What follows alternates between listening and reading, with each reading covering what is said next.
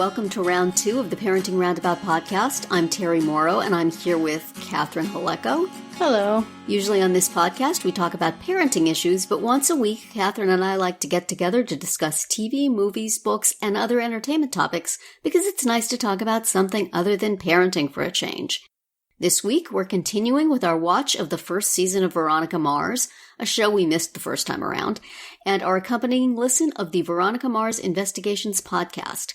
But first, we're watching the first season of Zoey's Extraordinary Playlist in actual real time. And this week's episode up for discussion is Zoey's Extraordinary Mother. So in addition to Zoey's Extraordinary Mother, we had Zoey's Extraordinary Very Special Guest Star, Bernadette Peters. Yeah. Here for no particular reason other than they could get you, I would guess. Right. Rather like Renee Elise Goldsberry. So, okay, sure, fine. Always nice to see you and hear you sing. Yeah. At first, I thought it was just going to be the one song. Yeah. When she was at the cemetery and Zoey heard her sing, and that was all nice and everything. But then Zoey engineered a meeting between her mother and Deb. Right. Bernadette Peters. Yeah. I also thought it was just going to be that one song, and I'm like, well, that's incredibly random. She just happens to look out the window and see Bernadette Peters singing over a grave, and she's gone. I guess we should have known that if Zoey sees someone singing, that's never the end of it. It's going to be followed up upon. Yes. And Mandy Moore got a little time in front of the camera. Yeah, we actually got to see her. Yay! Mm-hmm. That was fun. Although it was unclear as to, I assumed Mo was just, that the movement around the room was part of the song, which is generally not actually happening. But right. I guess Mo was still moving across the room in a way that Mandy Moore could see and call out. Right. I think in real life, Mo was just sort of walking across the room to give Eddie his bag. Yeah. And I'm unclear of the rules of the singing business because sometimes it seems like there is actual physical movement and sometimes it seems like there isn't. So, right. Whatever. As befits the plot, I guess. So, yes. Liked that song. Didn't much care about that plot line, but... The Mo plot. Yeah. Mm-hmm. Hopefully there will be some resolution to it in the last episode, because otherwise it was... Yeah, it was left rather dangling. Yeah. And, I mean, Mo didn't think they were leaving it dangling. No, I guess Mo was like, I'm out. But, of course, we knew. Right. That wasn't really how Mo was feeling. No, true. So, lots of workplace drama, lots of funeral home drama. Mm-hmm. And, all of it, well, yeah. I'm tired of the workplace drama, and the funeral home drama is kind of depressing. But as Deb would say, you have to do it. You can't put it off. You got to face it up to it. So, right.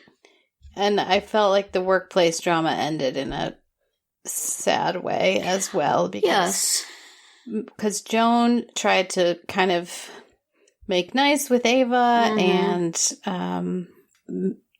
call attention to the fact that they're all really on the same team. Yes. And Ava was pretty much just faking it when she agreed to this. And then she fired Max. I know. It's like Joan salvaged Leaf's job, but Max gets fired, which seems like for requirements of plot that this happened. I don't quite get why she brought him up in the first place and why she's firing him now, and she just seems like a very tuneful plot device. I wish there was something more organic about that role, because it just seems like she exists to move plot pieces around. Right. Which I think she could handle more her than that. Beautiful singing voice. Exactly. I mean, Bernadette Peters got more of a story in one episode than Renee Elise Goldsberry has in several, so I don't know. And there was singing and dancing, which I enjoy. Mm-hmm. But I guess the fact that this is the episode before the last episode, it was felt like it was to a tiny degree kind of marking time. It's like putting everything into position for lots of stuff to happen in the last episode. Yeah. Which is often the like, case. I'm pretty sure there's going to be a birth. Yes. And also possibly a death, unless they've got something up their sleeve to keep Peter Gallagher on for season 2. Right. And something's going to have to happen with Zoey and Max. And so, yeah, it's like, this is often the case with penultimate episodes, to use fancy long words, is that you know they can't do all the things that they need to do until the last episode because they got to make the last episode pop. So it's like, well, what are we doing for this 45 minutes? Just kind of Bernadette Peters. That's what we're doing. Look, we got Bernadette Peters. Exactly. Isn't that cool? Pretty good. Pretty good distraction for us. Plus lots of pie. Look at all the beautiful pie. We have pie. Don't look at that plot, never mind that plot. Pie. There's pie. Yes. So, I like pie. And when you say plot, you're referring to not a cemetery plot. That's right. Well, maybe we are, yes. Plots of all sorts. Maybe a little of both. Plots that have dug themselves a hole in some cases. Oh, dear. I don't know. I'm sad to think if this does get another season, which I don't, I guess, follow stuff too much anymore. I haven't heard any rumblings one way or the other. The fact that the TV season is going to be a mess next year because nothing's been in production for months and months. I don't know if that makes it easier or harder for something like this because I imagine this needs a certain amount of lead time too. But anyway, if it comes back next year, which will be fine with me, but without Peter Gallagher, that makes me kind of sad. So yeah. Maybe he'll come back as a ghost. He'll come back as a spirit, and she'll hear him singing around the house. That'd be a whole new, variation. She's hearing heart songs from beyond the grave. Yes. And then maybe she'll have to go there, and Dale will become a recurring character. Could be. We don't know, but we do know that there's lots of stuff to look forward to next week. Yes. And many songs and dances. One assumes. So let's get on with it. So on Veronica Mars, we watched an episode called Clash of the Tritons.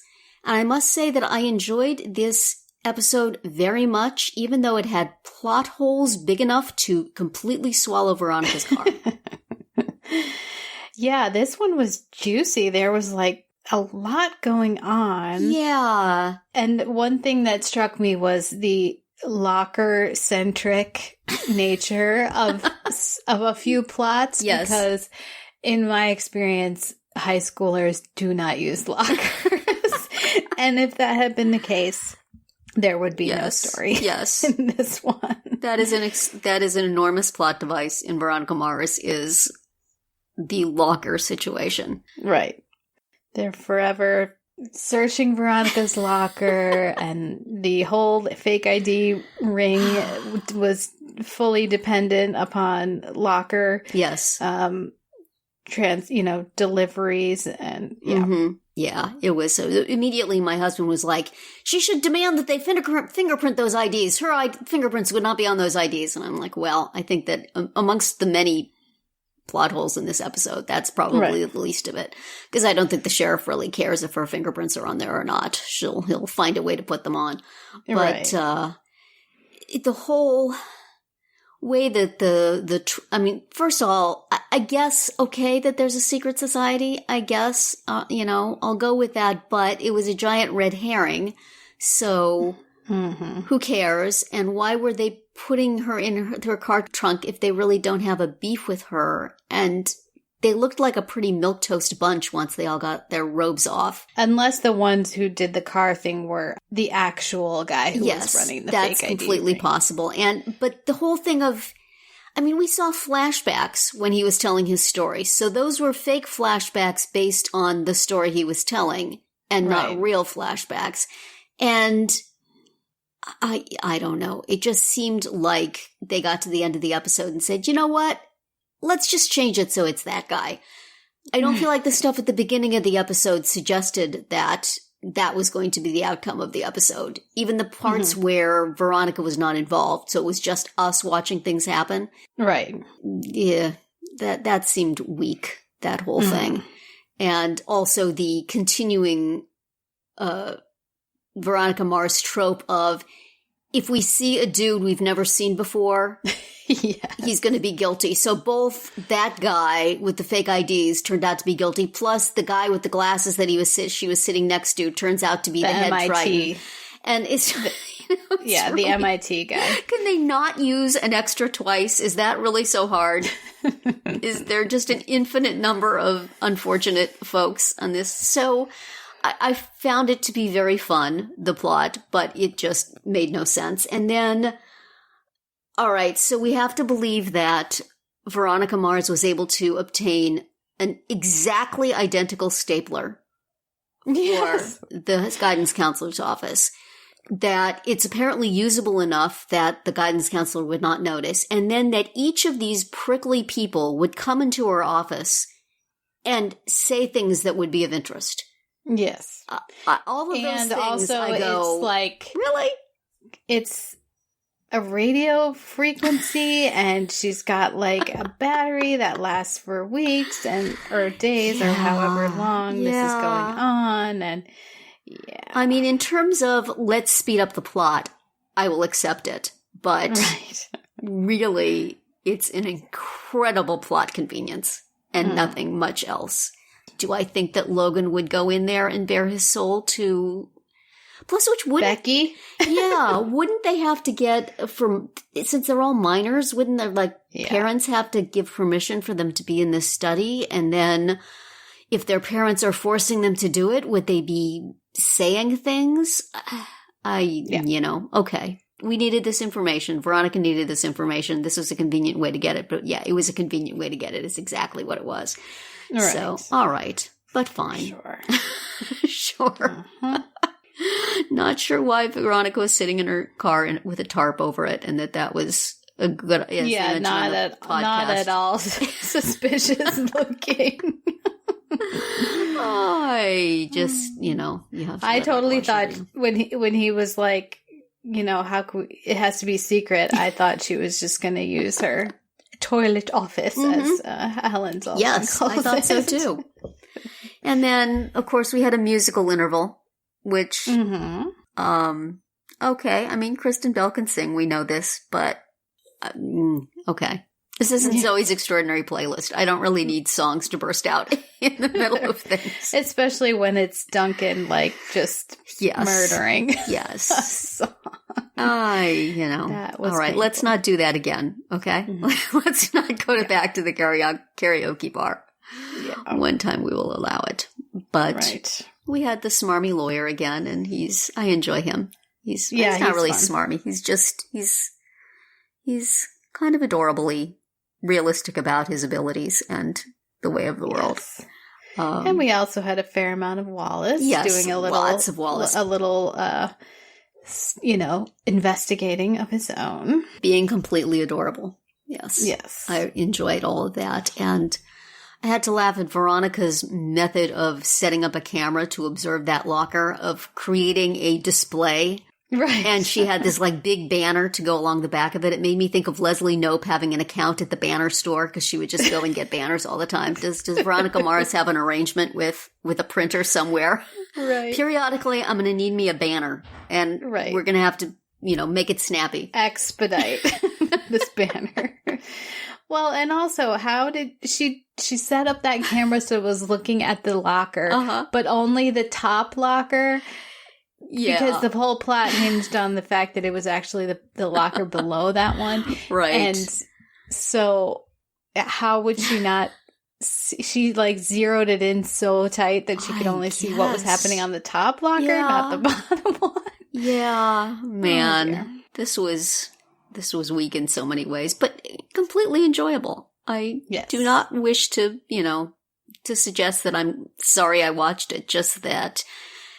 on the spectrum of detective work on this show, I guess this is a little more difficult than going to, what is the website she goes to? Oh yeah, Private Eyes with a Z. It just automatically provides her with any information she needs, regardless of, complexity.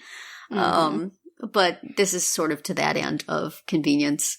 Yes. And also, it's weird, the sequencing of these episodes. I know they talked on Veronica Mars Investigations about the fact that the one where Logan's dad gets stabbed was actually supposed to be after the one about the switched in birth plot, and then they reversed it. But either way, there is just so little follow-through in the main mystery from one episode to the next. Like, at the end of the one where the Eccles family Christmas, Veronica has this confrontation with Jake Kane.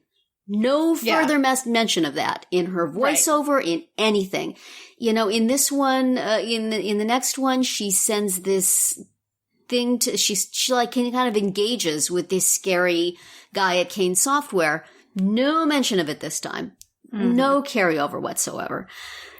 That's weird. Yeah, it's very weird. It's frustrating. It's just like in some weeks, you get like 30 seconds of that plot. Yeah. And then some weeks, like this week, it's a lot more, but yet it hasn't followed up from what we already there's know. No carryover, you know? The thing about finding out that it's his wife that was in cahoots with the sending of the Target pictures, that's a big deal.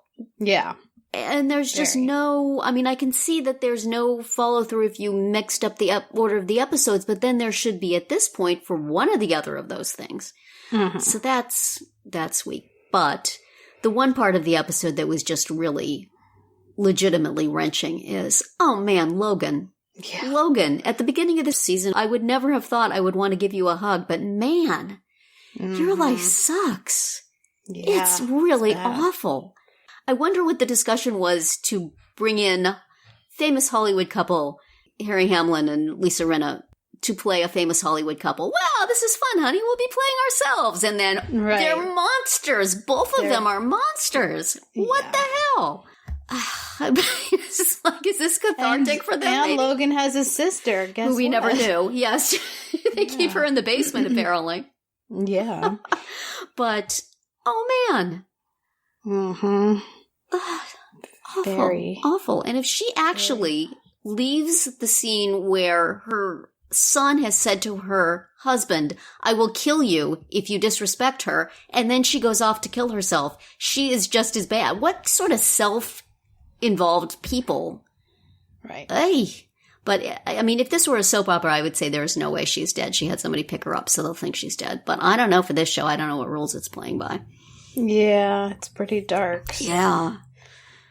Man. Although I did find it suspicious that there was no traffic on that bridge.